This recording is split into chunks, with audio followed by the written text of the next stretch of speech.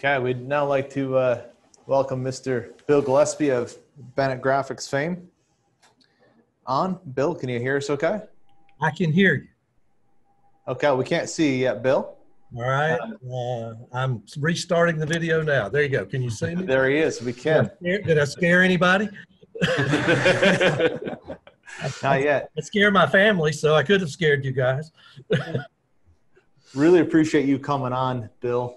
So quick introduction to Mr. Bill here. He's been in the print industry for a very long time, and he's sold over $100 million worth of print personally. We asked Bill to come on today to answer some sales questions. We feel that there's some printers out there right now that are up against the wall, and even ourselves in our own environment, we sometimes get sales objections, and it's great to hear from somebody with your experience. So go ahead, introduce yourself, Bill, and then we got some questions we'd like to throw at you. Well, okay, well, I'm happy to do that. As you said, been in the printing business a really long time. I guess I have, what would it be? I have anniversary number 45 coming up next month. And I don't even want to be 45, let alone be in the printing business 45 years. So anyway, sales just sort of came natural to me. And along the way, had some great success with some mega brands, beverage companies that everybody would recognize the name of, flooring companies that everybody would recognize the name of, sporting goods, alcohol, entertainment brands. I've just been very, very fortunate and have had an opportunity to work on some very elegant products and see how these decision makers made their decisions, and studied the process, paid attention to what motivated them versus what I felt like I needed to be talking about. And that benefited my career. So as you say, over 100 million in commercial print sales. That's a bunch. That's a bunch in commercial print sales. Those orders happen today a few $1,000s at a time. I did have the good fortune of working in the 70s and 80s where the average order could be in the tens of thousands. But anyway, that's a lot of work. And so anyway, find myself at Bennett Graphics now, great company, and actually winding down my time there. And when I received this invitation, I was excited to be able to contribute. That's great. So one of the things that we're talking a lot about today, Bill, is capabilities, right? So printers getting new equipment, new techniques and all that. But one of the questions that came up is we always tell everybody to sell with samples. Right, so you produce the most amazing samples you can do in your shop, and then take them out and show people what can be done. So one of the things that came up is, well, I have these amazing samples, but nobody wants to see me. I can't get in the door in the current situation. So how can I show off our capabilities as a print shop in the current environment? Well, every situation is going to be different, and nobody's imagining those struggles. Here's what we do. Here's what's worked well for us. We will actually send the samples and then do virtual sample sharing sessions, just like we're doing today. So if we can get the customer or the prospect to commit to it, we will send them a piece and we'll schedule a call just like this, and we'll be holding the identical thing, and we'll walk them through the story. We'll show them, explain to them exactly what they're seeing and why we think it might matter to them. We also do a fair amount of teasing. We'll mail a card, postcard size, that'll be a representation of a sample that we would love to show them, and we'll invite them to respond and let us know that they would like to see that sample, and then we know we've got an interested party. So we do things along those lines, and with great success, I might add. The customers want to hear new stuff. They do want to hear new stuff. They're as tired of being cooped up as you are of being cooped out. So they definitely want to hear new stuff, and they want to see the work. The story is more important than the sample itself, in my opinion. So if you don't have an opportunity to walk them through what they're looking at and help them understand why it matters and what makes it different from something else, just getting a sample to them isn't going to do the work. That's great. That's awesome. Some great ideas there. Go ahead, John. No, thanks for that, Bill, and great to have you on. I want to tap your level of experience. There may be some younger sales personnel on the team, and obviously we want to tap that experience. So obviously one of the, we'll call it the flagship objection being cost. When you can go into a client and said, look, you're getting XYZ product, I can do XYZ product, only I can do it a little bit better, and they throw up price as the objection, but you've said, hey, I can meet the same price, and then the client goes stagnant on you. How do you overcome that? Well, if you bet the price and then they're quiet, obviously it was a price. That's not really what the objection is. And so that's the easiest thing for anybody buying goods and services, and that includes machines. That's the easiest thing for anyone to say is, hey, I can't afford your price. My experience is that's almost never what it really is. There's some failure to connect that has gone on. There's some disconnect between what you're offering and what they feel like they need. In my not so humble opinion, sales reps talk about and think about price a lot more than their clients do. And so it's real easy for a client to shut down a call on a product they're not interested in, or with somebody they're not enjoying being in the company of. There are a lot of things that can motivate a prospect or a buyer to end the meeting, but saying it's cost is the easiest thing for them to reach out for. If I'm that rep and I'm hearing that objection, I may say, all right, if I can make cost not be an issue, is there a reason we can't do business together? I'd like the customer to hear themselves say, no, there isn't any reason. But my experience is they're going to give you whatever the real reason is at that point too. They're going to say, well, it's not just cost, because they know you're going to come back and match at that point. It's not just cost. I don't want to disrupt my workflow and take my machine out and put your machine in, or I'm not sure we'll learn how to run it, and then you can volunteer to teach them. Or I'm not so certain that we have the staff that can do the thing that you're trying to get me to do. Those are things that you can also help them with, and they're probably the real objection as opposed to cost, especially if you've given them the cost they're after and then you're not getting any response. I mean, I'm 100% sure that's not what the objection really was. Oh, that's good. Thank you for that. So it's really staying with it and building that rapport with the client. And I'd say use the analogy of peeling back the onion, really exposing what the core issue is. Well, right? It is. And I think that as salespeople, especially these days, we think that sales are going to happen too fast.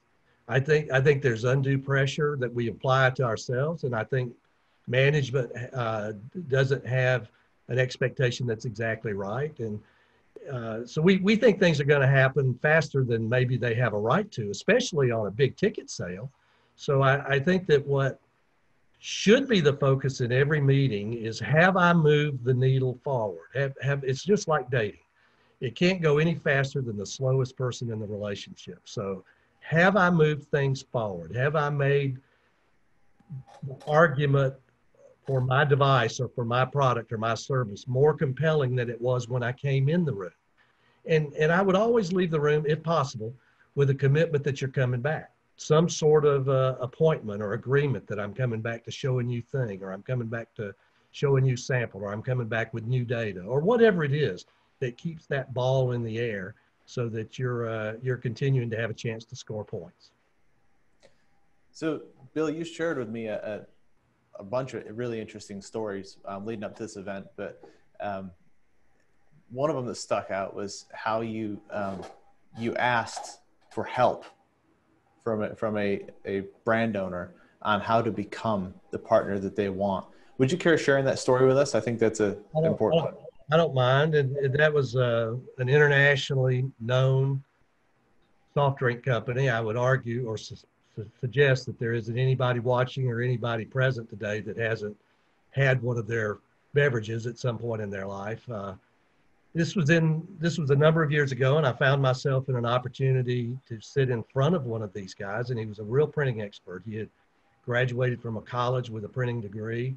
He had worked in a paper company and he had interned in a printing company. And so he had it all figured out. He knew exactly what he needed to do his business. He knew how people should be equipped. And, or at least he felt like he did. He put him in the advantaged position of telling me everything about the business that I was working in. And so you're not going to win an argument with somebody that's that impressed with themselves. You're not going to win. You're not going to win an argument with that person. So you let him go. And so as he explained to me the things that he chose to explain to me, I just stopped and I said, look, I don't get a chance to meet with people that have your level of experience that also sit in a seat like the one you're in very often.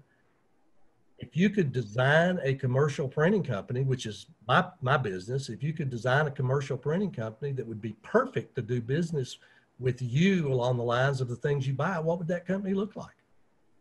And then I just pushed my pad and pencil across the desk to him, and boy, he loved it. He went to work doing it. And so he spent the next 15 or 20 minutes or so outlining exactly what it would be. That's very validating to him, by the way. Gave him a chance to share, and I benefited from it, all the objectives and the things that were in his way that he needed to solve to feel good about a vendor. And so as he finished, I said, well, this is great stuff. If I'm able to do, if I go to work on my own company to try to make it more like what you described, is there any chance of me earning a seat at the table? And he, dropped his head a little bit and he said, well, sure. There's a chance. Well, the fast forward is 48 hours later, we wrote our first order, and I did tens of millions of dollars with that company over a very, very, very long time. And the account changed the way I lived and the way my kids will live for the rest of their lives. So anyway, it's just one of a number of episodes like that in my career. No, I love that story because the willingness to, turn your pad over to him and say, you tell me. I think that's something that I'm not directly in sales anymore, but I have been. And there are a lot of guys here on the panel are. I think a lot of the audience is in sales every day. And, active listening is so important. And if that involves giving them a piece of paper and a pen, I mean, it's no better than that, right? We can't get better than that. And it's so counterintuitive for salespeople because we're taught what to say, but clients enjoy presentations a lot more when they're making them than they do when you're making them. So you really want them to be explaining to you what's important to them. And I'll share one more thing about that too. We as salespeople think that clients buy when they understand what we're offering, but that's the reverse is true. They buy when we understand what they're needing. That's when they buy. And so if we're focused on what the client needs and they feel understood, they're a lot more likely to write a purchase order. That's awesome. Thank you. So one of the things that came up was that sometimes there might be a unspoken objective that's hard to draw out. Let's call it the elephant in the room. And the client's not being free. So you've met everything else. You say, what else? And there's clearly something outstanding in the way. What do you do in that situation? When do you walk away? You ask him what it is. I think you over the process, you want the customer to have, in my view and in my business, over the process, you want the customer to hear themselves say, it's okay to go forward on a number of things. You want them to hear themselves say, your samples look good.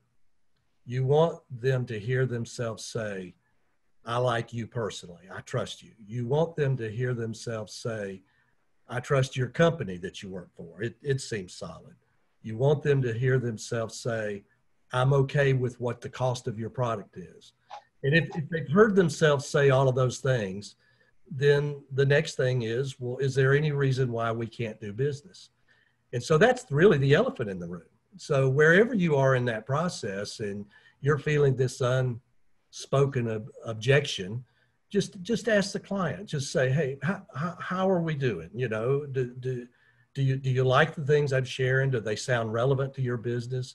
Is there some reason why we can't do business?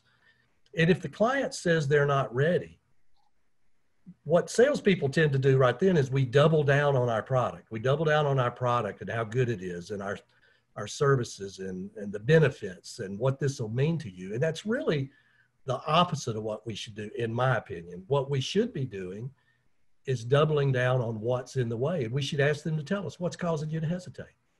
Tell me, let me ask you, is there anything I can do right now in this visit to make you more comfortable with what I've presented to you? And it's not a bad thing if they say, no, there's nothing else you can do. You know, then they've heard themselves say, hey, I really just need to quit procrastinating, or I need to ask my boss, or whatever the thing really is. But I think, I don't care what you're selling or to who you're selling. We all have that at some point where we just feel like we've done everything. It's like I say, it's like dating. We feel like the other person ought to just be in love, but they're not yet. You know, you gotta ask, hey, what's in the way? Tell me what I could be doing different, man. Which is really what I did with the soft drink company. I said, well, okay, what could I be doing different? What would make this work for you? So another thing that came up is in our audience, we have a lot of small business owners, smaller digital print shops, and sales sometimes gets the back burner, right? You get jobs coming in, things are happening, you're wearing different hats. And so sometimes it's hard to build those relationships. I guess this is not so much a question, but just a flat statement about the importance of building those relationships. We see our clients neglecting it and just expecting the phone to ring. So could you give us a little bit of boost of confidence to get on the phone and get back into, calling the print consumers so that we can keep our presses running? Well, man, that's hard. And I understand it. When I started in the business, printing companies had a tendency to be quite small compared to some that exist today, or certainly some that have existed in just a few years ago. And so we didn't have customer service departments. We didn't have estimating departments. We did our own pricing. We did all of that stuff ourselves. And so it was real easy to get busy and for you to feel productive in a day because you were doing those things that were not going to cause a new order to happen. You were doing those things related to serving your customer. And I'm not suggesting that you don't need to do those things. What I am saying is, as time management, it's just a fact of life that if you don't plant a seed today, there's a plant that's not going to bloom whatever its gestation period is down the road. So somewhere down the road, something's not going to provide food if you didn't plant a seed today. And so somehow every day you got to spend a little bit of energy, a little bit of time selling, smiling and dialing, or revisiting old friendships that you've let go cold. You've got to figure out a way to be in front of customers at some point, some small way every day. And even in a small business, you can put some thought into things. You can, with a cell phone today, you can shoot a video of yourself. This goes back to your first question even. You can shoot a video of yourself going through a sample and why it's cool. You can put it on a jump drive and you can send it to somebody that won't see you. You can send a little virtual presentation to somebody that, hey, I didn't get a chance to call you today and did this, thought you might get a charge out of it, and you can send it over to them the following day. You just be as creative as you want to be to make sure you get something in front of that client that knows you're touching them. Years ago, 1,000 years ago, when I was just a kid, I worked in a convenience store, and Sunday was my favorite day of the week because we couldn't sell beer on Sundays in Georgia at that time in history.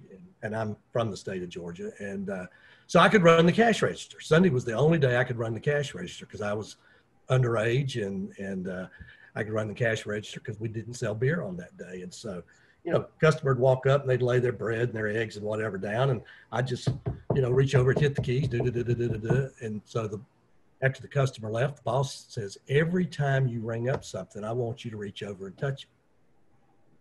I said, what do you mean? He says, just touch the bread, touch the eggs, touch the apple, touch the milk.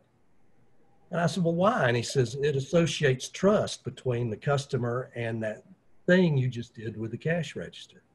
And that's a real corny anecdote, and you may not sign up for it, but the point he was making was how valuable the touch was to the customer. And I'm going to say that to you in sales, that if you are trying to sell to me and you let me know you're thinking of me at whatever that interval is, once a week, once a month, every other week, every third day, whatever it is, if you let me know you're thinking of me, you saw something and it made you think of my business and something that we shared in our last exchange, I'm going to take you lots more serious as a prospective vendor for me than I am if you show up once a month with a brand new thing that you're just positive without any research is going to be exactly what I need.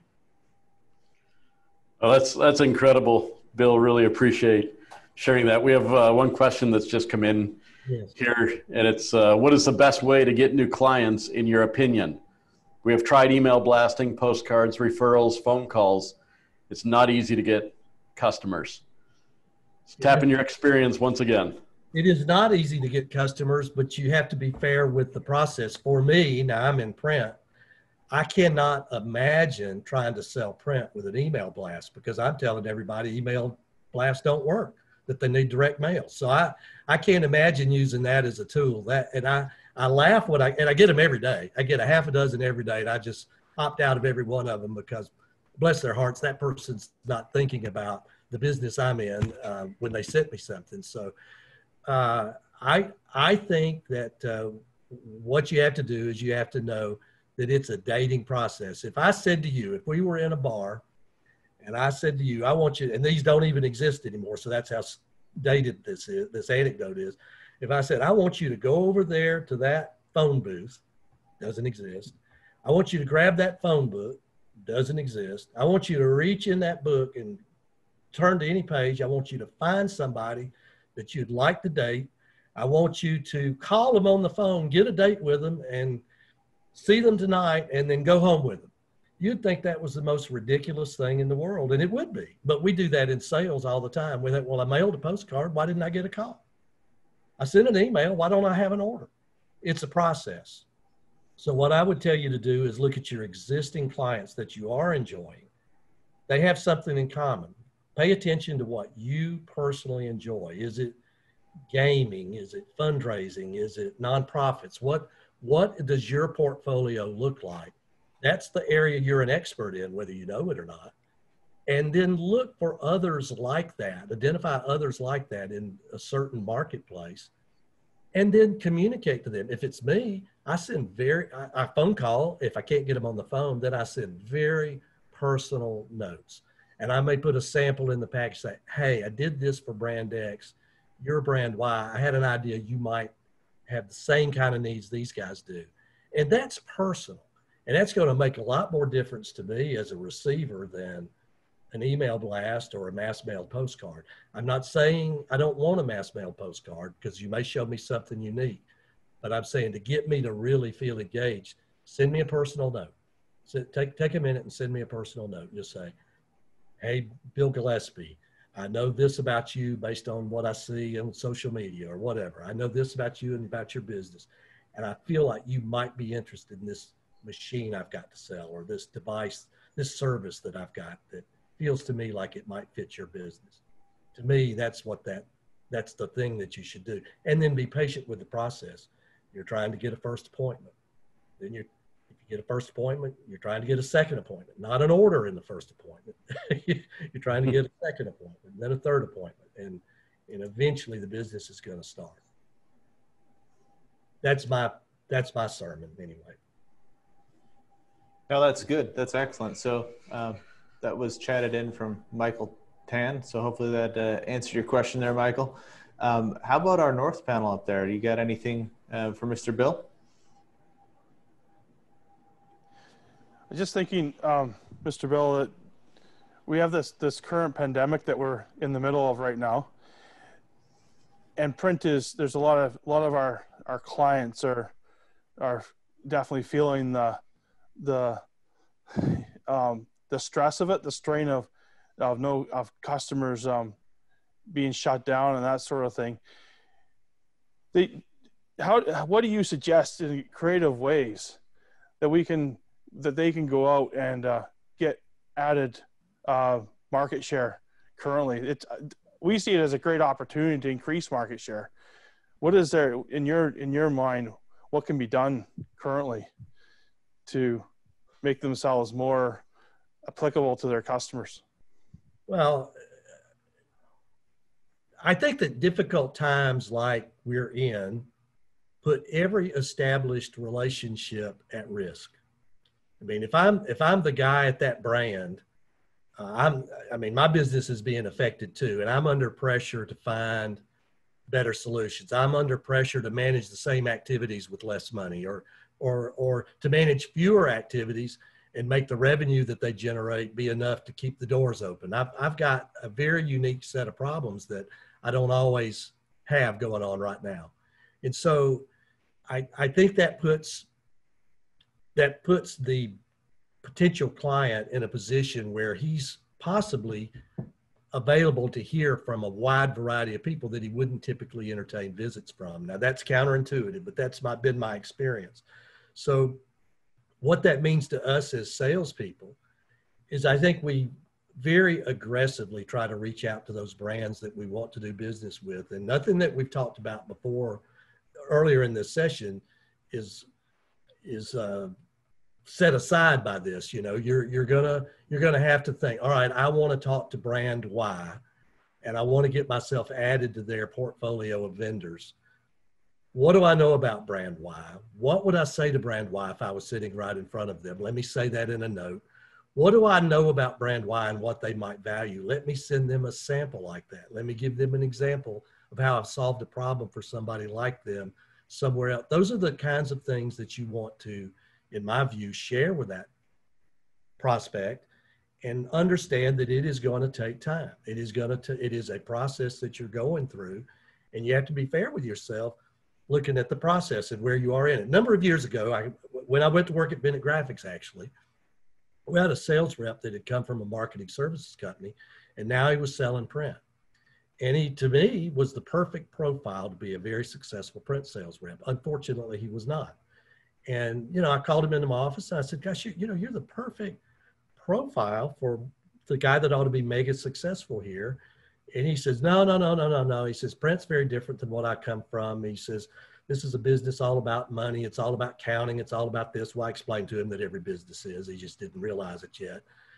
And then as he went on, he talked about his peers, all the sales reps he was surrounded by. And I said, are you comparing yourself 2 years in to people that have been doing this 25, 30 years? Are you comparing your volume to them? And he says, well, I guess I am. I said, man, you'll go nuts if you do that. You'll go home in a bad mood every single day. You need to be fair with where you are in your career and where you are in your process of selling. And he says, well, what do I measure today then? I said, you measure callbacks. You measure requests for estimates. You measure agreements for appointments. You can't measure dollars of sales. And I say all that to go back to something I said earlier in this. We put too much pressure on the sales process too early in, and consequently, we boot a lot of opportunities. We foul them up for ourselves. Well, let me fast forward on that. That guy is now a multi-million-dollar rep for us. He did slow down and pay attention to the process. He did measure himself by what really was realistic for him to measure himself against it at that point in his career. And it changed his attitude, which his customers saw, and it improved his business. I hope that's a long-winded ramble. I hope that helps you, but you know what makes your product valuable. The pandemic doesn't change that. You know what your customers are trying to accomplish. The pandemic hasn't changed that. It may changed what they have the freedom to do. So it's still the same process. Get in front of them and ask them how you can help. What are you dealing with today, and how can I help you along the lines of my goods and services make that go better for you and your business? That's excellent. We know as human beings, we have an innate ability to always move ourselves forward. And really, right now is a huge opportunity, isn't there, to move our businesses forward. You might say with more difficult circumstances around, but there's a huge opportunity to cultivate those client relationships like you spoke about, to progress ourselves forward? I think so. I mean, there are printers that are affected by the pandemic, but only marginally. Our company is one of those. Well, why is that? Why is that? It's not just our mix of work. It's our selling style, in my opinion. It's our manner. It's the way we position ourselves with our clients. So you think now more than ever, Bill, we need to not fall into the trap of certain entitlement or victim. I'm victim of the COVID. We're meant to be positive, pushing forward, aren't we? We are, and I have to say this, that the recovery from this is going to feel exactly the same as the pandemic to some, because isn't really what was their problem anyway. You know, and then there are others that are legitimately being influenced by it. Don't misunderstand me, but every time you give yourself an excuse not to be productive, well, it's just not good. Go ahead and say it. Come on, Bill. I try not to use words that'll embarrass all of us. But anyway, you all know what I'm trying to say. So anyway, anytime we make an excuse, we're not helping our careers, our companies, or our clients. There's nothing wrong with saying, hey, Mr. Customer, Mr. Prospect, I know everything sucks right now. I know everything's different right now. But you still you're on the payroll, so you got to do business, and I'm on the payroll, so I got to do business. Is there something we can do together? How can I help you? I think it's just totally fine to ask a question just like that and say, the world today is different than it was back in February. How can I help you with the things you've got to deal with today? Because you know I want to. And I think clients will warm up to that. I think they'll submit to that. Awesome. Well, thank you so much, Bill. It's that half an hour went very fast, actually. We should have scheduled you in for about 2 hours. But I think that there's still some questions out there that if you chat them into us, we'll send them to Bill, or you can, Bill's contact information is on the session list as well. I'll be happy to answer any of them. Just send them to me and I'll get you answers directly to you. Extremely helpful and gracious of you, Bill. We appreciate it very much. So with that, big thanks to Mr. Bill Gillespie from Bennett Graphics, and we'll turn it over to the North Scandicor panel for the next session on high value finishing. Thanks, guys. Thank you.